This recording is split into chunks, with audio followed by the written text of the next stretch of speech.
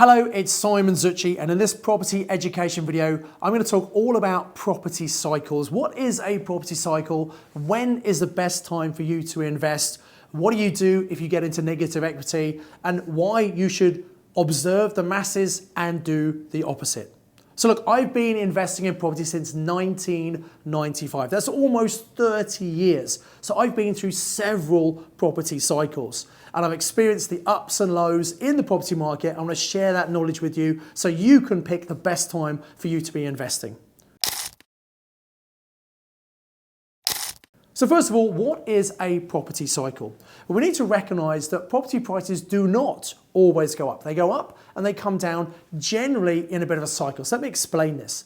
So first of all, we have the growth phase. This is where there's high demand for property. There are lots of buyers who want to buy property, more than there are sellers, so property prices go up. We have this growth phase until we get to what's called the peak, where property prices get too expensive. They become unaffordable for first-time buyers to purchase. They become unaffordable for property investors because although the value of the property has shot up, the rents haven't shot up as much. There's always a lag between rental increase and price increase. This means that suddenly properties don't really stack up. They don't make cash flow. Then we go into a period of recession. This is where property prices generally come down. Now, sometimes they crash down, sometimes they just adjust a little bit. And this is because we enter into what's called a buyer's market. This is where there are more sellers than there are buyers. And this is actually a really good time for you to be buying property because sellers become more flexible, they become more motivated, which means maybe they're prepared to sell their property at a discount, or maybe they're prepared to be flexible on the terms and agree to deals such as purchase lease options and vendor finance, which are creative strategies, which means you don't need to use a lot of your own money. And then once that prices come down, they get to a point where they're so low that suddenly it stacks up again. Properties start making cash flow for investors, they're more affordable for first-time buyers, and people start buying again, which is into the recovery phase and then into the growth phase.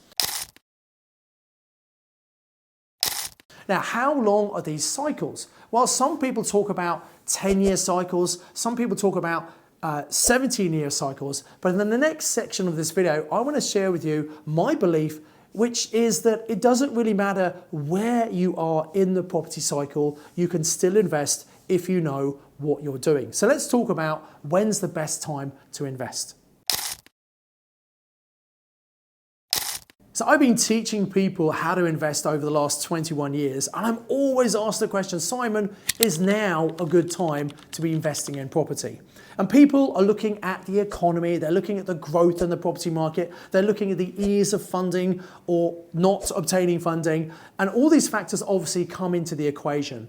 But in reality, I believe now is always a great time to invest as long as you know what you're doing. Of course, it would have been great to buy property 20 years ago when prices were lower and it was easy to get finance, but if you didn't do that or you didn't buy enough property then, the second best time is right now, as long as you know what you're doing. I see a lot of people who are just waiting for the perfect time to come in and invest. And I think the problem is people are often waiting, and then they don't actually take any action. And they keep on using excuses, oh, prices are booming too much now, I'm not going to buy now, or prices are coming down now, I'm going to wait till it hits the bottom. Now, the idea of waiting till it hits the bottom and buying then is a fantastic idea, but in reality, it's never going to happen.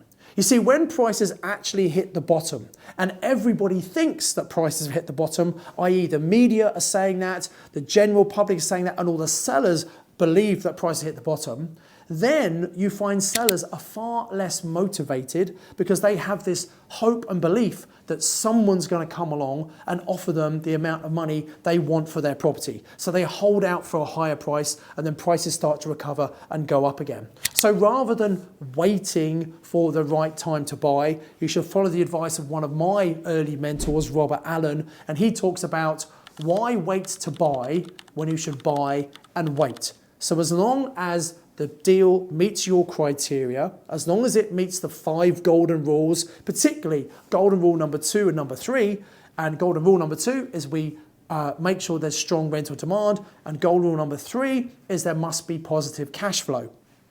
And so, as long as you know you can rent it and it's going to give you cash flow, it doesn't matter if short-term property prices come down.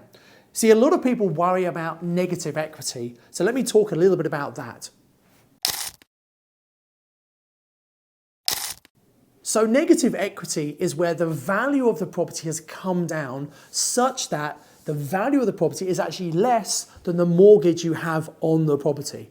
Now, a lot of people think, oh my God, I'm in negative equity, I've lost money, I've got to sell my property. And in fact, the opposite is true.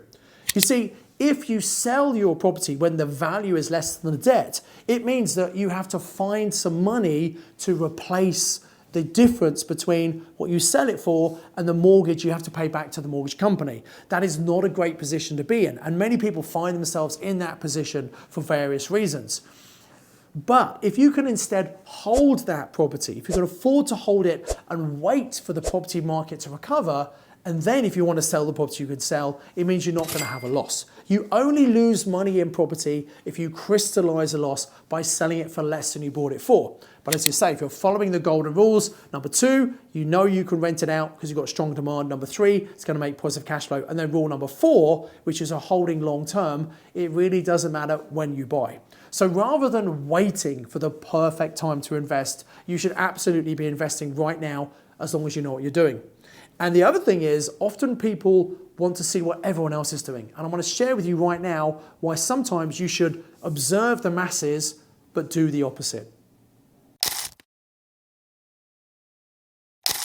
Sometimes what amazes me is people make their investment decision based on what everyone else thinks.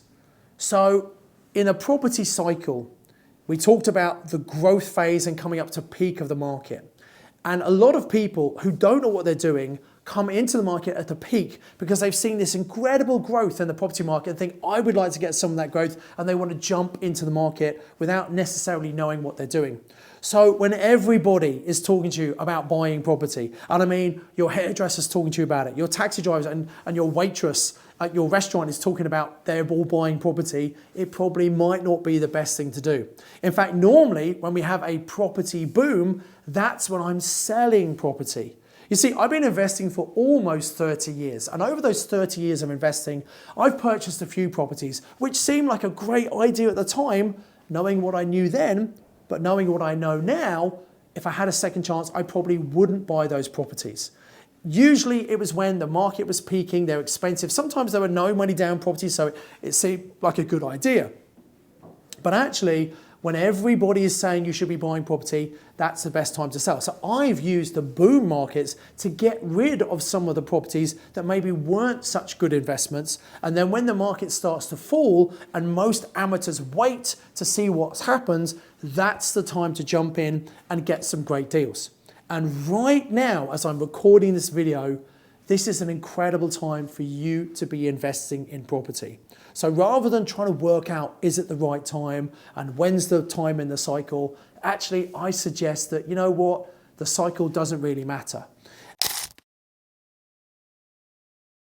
Sometimes things happen that disrupt the cycles. And this is why I almost think rather than relying on the cycles, you just need to see what's happening in the current market. Let me give you a couple of examples. Obviously, we had the global financial crisis when basically banks stopped lending money, people couldn't buy property, thus property prices crashed down 20-30%, and many people got into negative equity. And at that point, many people threw the keys in because they didn't know what they were doing. They bought properties that were too expensive, they didn't have cash flow, and they were in a very bad situation. Then more recently, we had COVID. COVID came, and I think before COVID, property prices were peaking. Many people expected we were going to have a correction. And then when COVID came, even the Bank of England in May 2020 was saying they thought property prices were going to crash 16% because of all the uncertainty. Now, to be fair, the current government at the time, I think, responded incredibly well to completely unprecedented circumstances, and they brought several measures in to counteract a property market crash. What they did, they introduced the stamp duty holidays. They brought in bounce back loans to help businesses. Now, they weren't supposed to be used in property, but I'm sure a lot of those bounce back loans were used as deposits for property. And so rather than have a property market crash, we had this very unexpected boom in property prices during the COVID years. And part of that was people who may be living in apartments or living in cities decided they didn't want to do it. They wanted bigger houses with gardens and more space. There was a massive boom in those kind of properties. And actually there was a bit of a fall in prices in some of the apartments which people didn't want to live in anymore. Certainly rentals, we saw that happen. And then a couple of years later, the rental market's absolutely booming again. So understand that the rental market is a lag behind the property market. So these things happen, governments intervene, and they interrupt the patterns, they interrupt the cycles. This is why actually I think, although there are property market cycles, I don't think you can give too much value to it, because you never know when something like a COVID is going to happen that none of us expect and the game completely changes. So, as I said earlier in the video, the best thing to do is educate yourself. Find a great property deal, make sure it meets the 5 golden rules, and just buy it now and hold and wait. And I've seen over the last almost 30 years I've been investing, on average around the UK, generally property prices double every 10 years. Now it depends when in the property cycle you buy, but if you hold property long enough, that will average out. And I've certainly seen in my personal portfolio, properties I bought in the early years have doubled, and almost doubled again in that 30-year period. So the message is this: make sure you buy properties that give you cash flow right now, so it doesn't matter if you have short-term price fluctuations, and hold for the long term. And if you can pass them on to family, that's how you create true generational wealth. I do hope this video has been useful for you. I look forward to seeing the next one. Until next time, invest with knowledge, invest with skill.